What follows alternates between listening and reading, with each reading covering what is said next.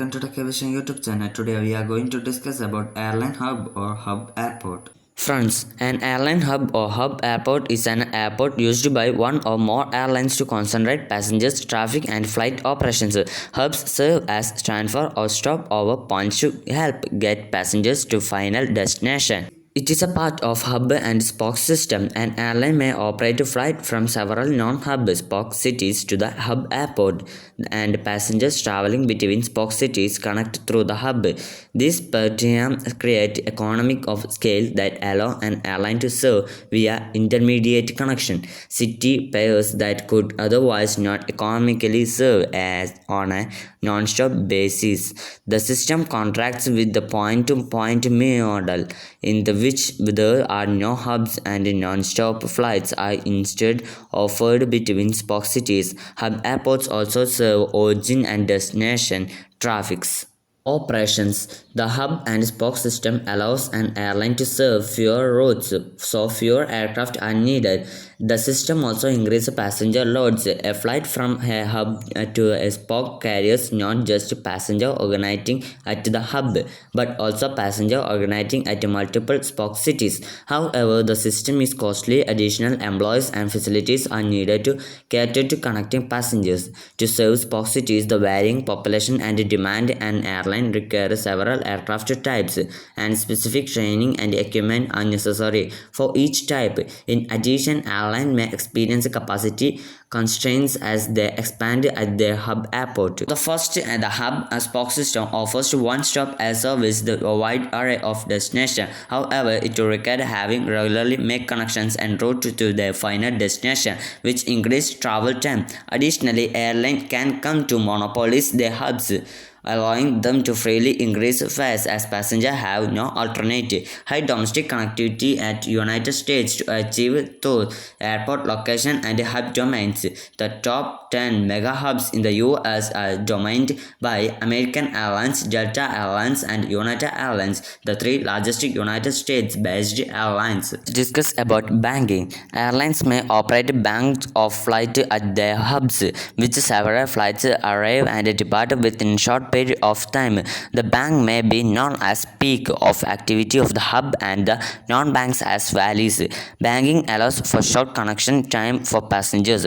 However, an airline must assemble many resources to cater the influx of flight during a bank. Having several aircraft on the ground at the same time can lead to congestion and delays. In addition, banking could result in inefficient aircraft utilization, with the aircraft waiting at spoke cities for the next bank. Instead, some airlines have debanked their hubs, introducing rolling hub, in which flights arrival and depart are spread throughout the day. This phenomenon is also known as depacking. While cost may decrease, connections time are longer at rolling hub. American Airlines was the first to debank its hub, trying to improve profitably following September 11 attacks. It rebanked its hub in 2015. However, feeling the gain in connection passengers would outweigh its rise in cost.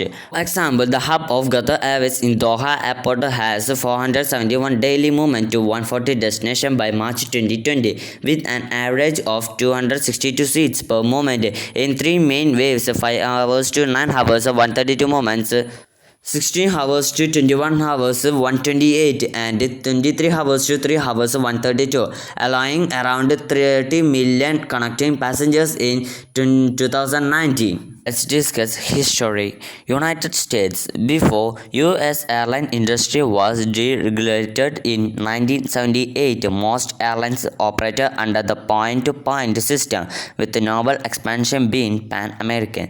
The Civil Aeronautics Board dictated which route an airline could fly. At the same time, however, some airlines began to experiment with the hub and spoke system. Delta Airlines was the first to implement such a system system providing service to remote spoke cities from its Altina hub. After declaration, many airlines quickly established hubs and spoke routes network of their own. Middle East. In 1974, the government of Bahrain, Oman, Qatar, and the United Arab Emirates took control of Gulf Air from the British Overseas Airways Corporation. Gulf Air became the flag carrier of the Middle Eastern nations. It linked Oman, Qatar, and UAE to its Bahrain hub, from which it offered the flight to destinations throughout Europe and Asia. The UAE Gulf Air focused more on Abu Dhabi rather than Dubai.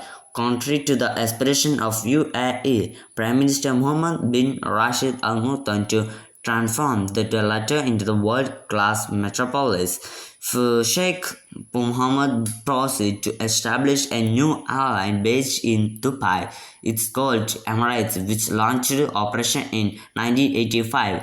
Elsewhere in the Middle East region, Qatar and Oman decided to create their own airline as well, the Qatar Air and Oman Air, where the both founded in 1993 with the hub at Doha and Muscat respectively. As new airlines grew in their home nations relied less on Gulf Air to provide air service.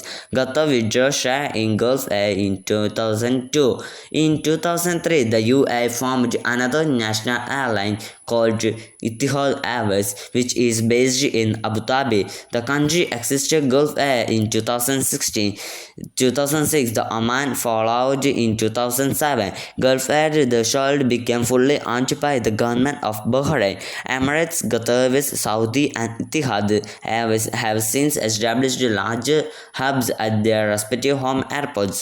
The hub, which benefit from the approximately the large population centers, have become popular stopper points on trips between Europe and Asia. For example, the rapid growth had immediately developed of the traditional hubs as soon as London, Heathrow, Paris, Charles de Gaulle, and New York JFK. Let's check some types of hub. Cargo hubs and scissor hubs, focus city, fortress hub, primary and secondary hub, reliever hub, moonlight hub. Thank you for watching my video. Please like, share, subscribe. Thank you.